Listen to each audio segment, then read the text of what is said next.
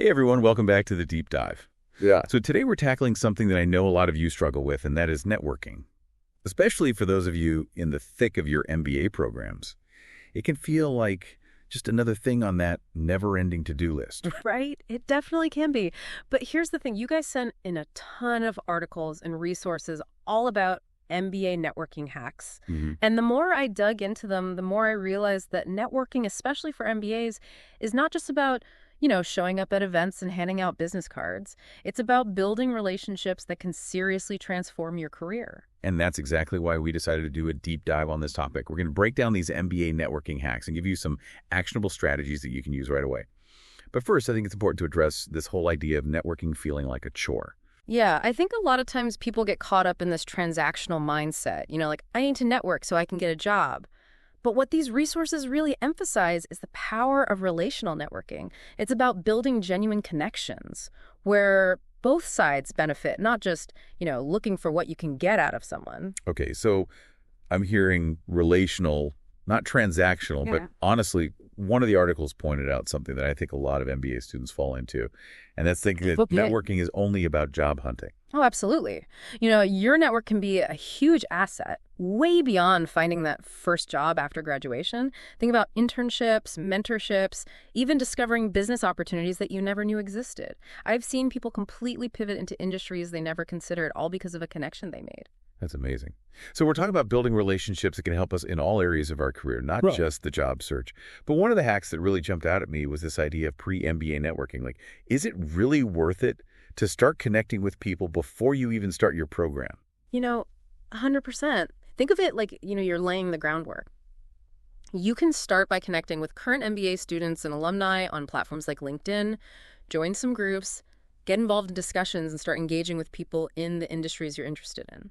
So basically, even before I step foot on campus, I could start building relationships with people who are in the MBA world. Exactly. And don't underestimate the power of informational interviews even at this stage. Reach out to people you admire and ask if they'd be willing to chat for, even 15, 20 minutes about their career path. You'd be surprised how many people are happy to share their experiences, especially with someone who is, eager to learn. That's a great tip.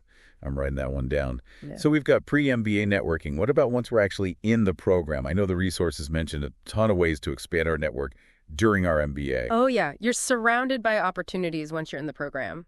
First off, leverage your professors. They often have amazing industry connections and a wealth of knowledge. Don't be shy about going to office hours or reaching out for guidance. That's so true. And of course, we can't forget about the alumni network. That's huge for most MBA programs.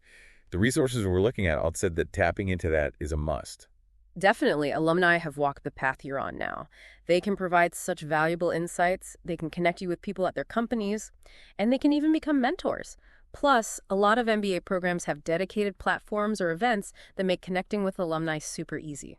So it sounds like there are tons of built-in networking opportunities just within the program itself. Yeah.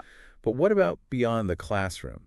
How do we connect with people outside of our immediate MBA circle? That's where a little initiative comes in. Don't be afraid to reach out to people you admire, even if you don't have a direct connection to them. You're saying we shouldn't be afraid to send a cold email or like a LinkedIn message to someone we think is really cool, even if we've never met them before. You know what? I think you'd be surprised how many people are actually open to connecting and sharing what they know.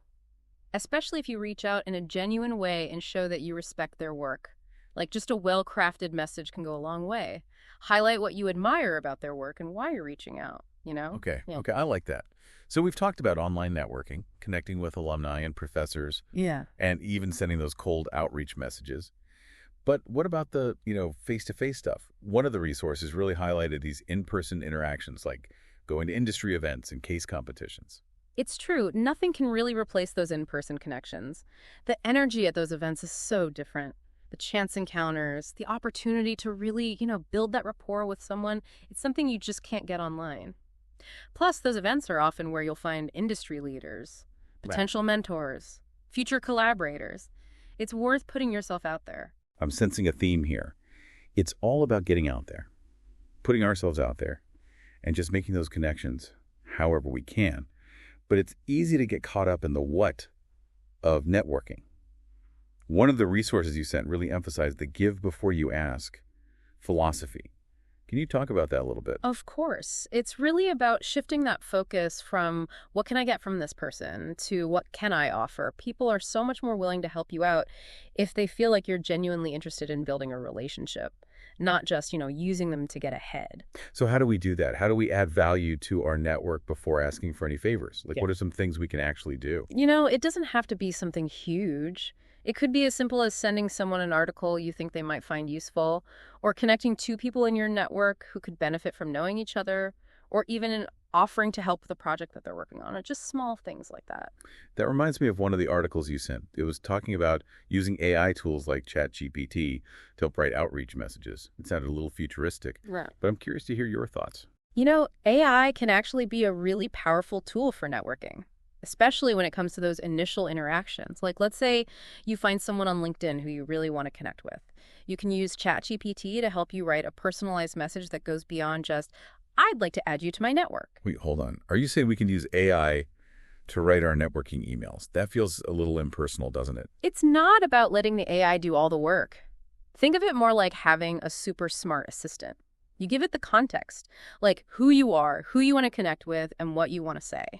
And the AI can help you craft a message that's clear, concise, and tailored to that specific person.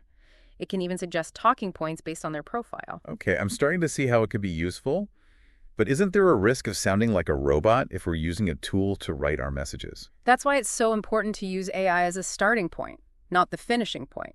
Take the AI's suggestions and then add your own voice, your own personality. Make it sound like you highlight shared interests, and make sure the message reflects your genuine desire to connect. So AI can help us be more efficient and maybe even a little more strategic with our outreach. But it's still up to us to make those messages feel human and authentic. Exactly. You can't automate genuine connection. Right. Building relationships takes effort and authenticity. AI is just a tool to help you along the way. Okay, that makes sense. We've talked a lot about the positives of networking, but, let's be real. Sometimes we're going to face rejection. Not everyone is going to respond to our outreach, and that can be discouraging. How do we deal with that? Rejection is just part of the process. It's going to happen, but it's all about how you respond to it. Don't take it personally. Sometimes people are busy, or maybe your message didn't resonate with them. It happens.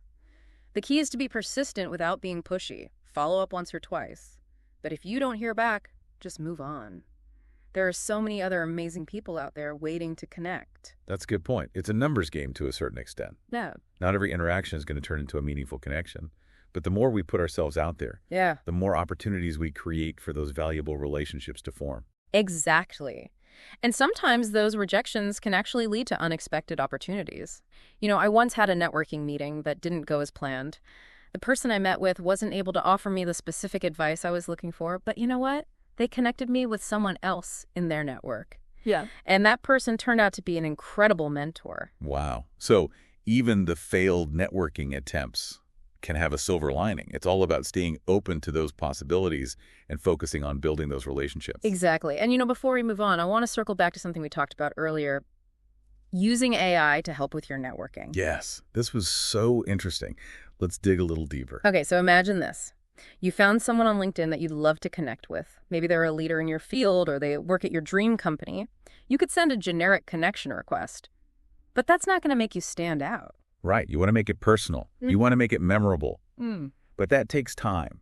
It does. And that's where LinkedIn's AI features can be so helpful. They can analyze your profile and the profile of the person you want to connect with.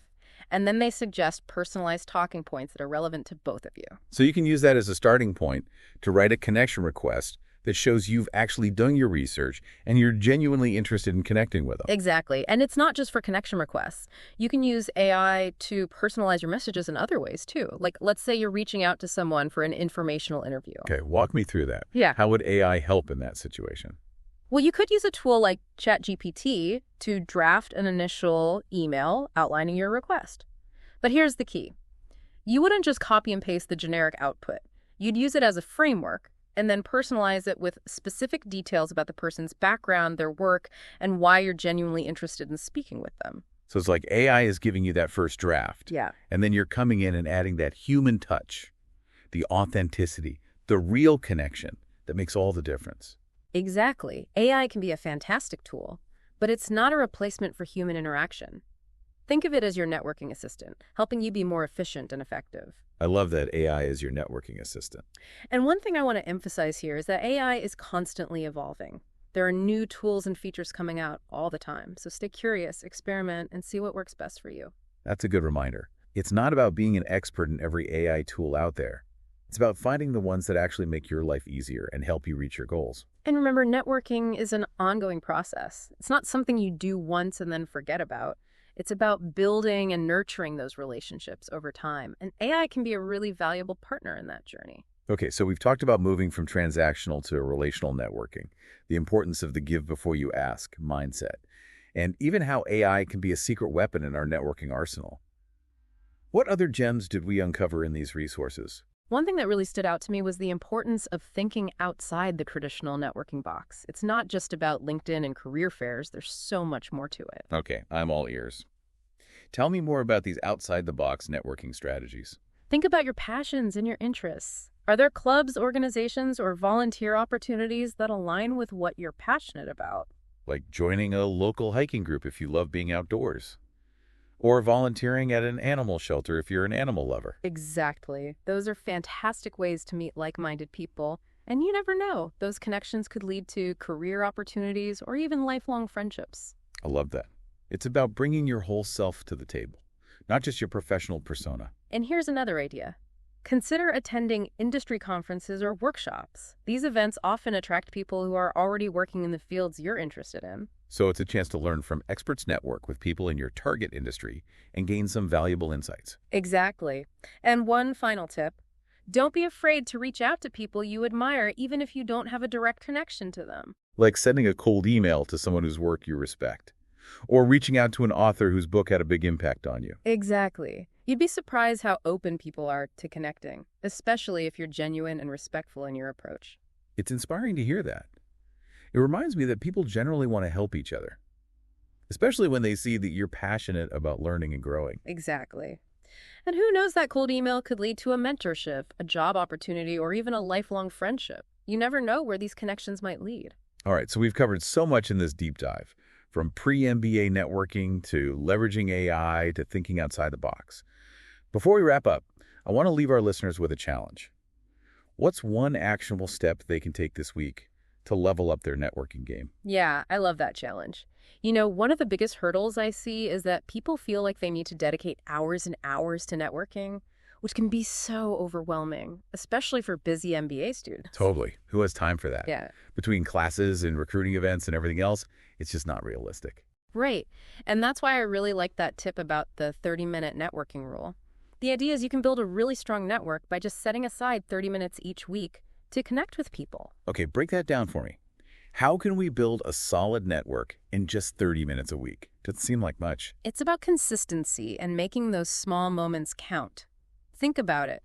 You could spend 15 minutes on LinkedIn sending a few thoughtful messages or replying to messages you've received, and then another 15 minutes grabbing coffee with a classmate. Or maybe catching up with someone you met at an event. So it's not about, being glued to LinkedIn or trying to go to every single networking event. It's about being strategic and making the most of the time we have. Exactly. It's about quality over quantity. And remember, networking isn't just about meeting new people. It's also about keeping in touch with people you already know, keeping those connections strong, even after you graduate. That's a good point. It's so easy to let those relationships fade once you're not seeing people every day. Any advice on how to stay in touch without being, annoying? I like to think of it like a garden. You have to tend to it regularly to keep those relationships flourishing. Send a quick message to congratulate someone on a promotion. Share an article you think they'd enjoy, or offer to help with a project. Little things like that make a big difference. I love that analogy. Treat your network like a garden. Okay, so to recap, we've talked about moving from transactional networking to relational networking. We've debunked the myth that it's all about the job search. And we even explored how AI can give us a little boost. But before we wrap up, I want to make sure our listeners walk away with something actionable. What's one thing they can do this week to take their networking to the next level? I challenge everyone listening to pick one of these strategies and commit to doing it this week. Maybe it's sending a personalized connection request on LinkedIn or reaching out to someone for an informational interview. Just take that first step. Love it.